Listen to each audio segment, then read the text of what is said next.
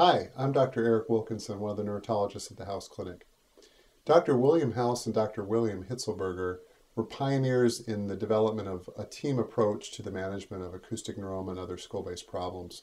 This allows for the patient to receive the benefit of the experience and surgical skill of both the neurosurgeon and the neurotologist in the management of the problem. Today at House Clinic, we continue the legacy of Drs. House and Hitzelberger as we continue to manage patients as a team to provide them the best outcome possible. So today I actually had two middle fossa cases. So the first middle fossa was an acoustic neuroma, and the second middle fossa case was the case where the patient had brain that had unfortunately herniated down into his ear. So I had to take the brain out of the ear and reconstruct the ear.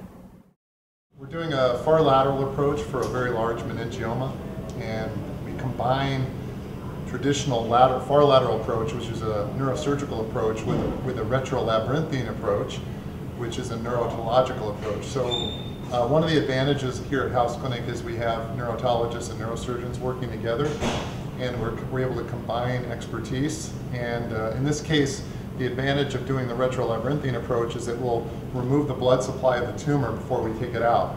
So it's nice to be able to do that for the patient. This is a very large tumor, and it's an example of what we do here at House Clinic in terms of taking out very large tumors as a team. We just finished a surgery right now to repair what's called a skull Baseencephalocele, which is a herniation or prolapsing of the brain into the ear through the floor of the skull. And that's a condition that's dangerous and can lead to meningitis or other infections. This has been a pretty typical week in the House Clinic surgery schedule. We've had many skull-based cases this week. Today there were 3 skull-based cases. There was a retrosigmoid removal of an acoustic neuroma, there was a middle fossa removal of an acoustic neuroma, and there was the middle fossa repair of an encephalocele. This is a middle fossa approach for a small acoustic tumor. This lady has had a hearing loss in her left ear, and an MRI revealed a small acoustic neuroma. And there are various options for approaching these, but for hearing preservation, we do this approach going above the ear called the middle cranial fossa approach. When asked about patient outcome, I think there are several factors that we should discuss.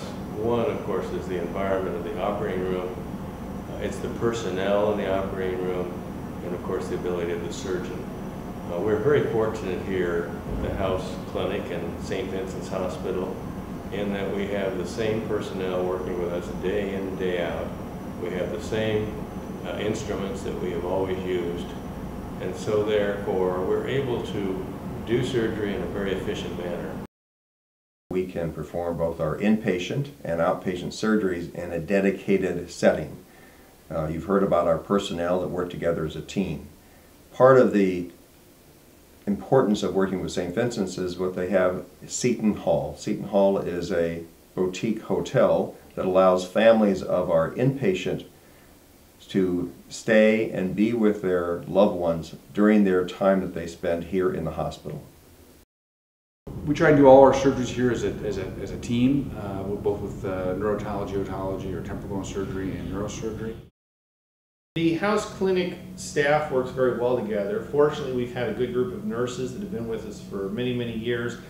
We consider ourselves a team approach, so we have a team of anesthesiologists, a team of nurses, a team of recovery room, ICU nurses. They all work together. So fortunately, these nurses, anesthesiologists, monitoring group are all very comfortable with the type of skull-based approaches that we do, and are also very comfortable with dealing with patients with these skull-based tumors.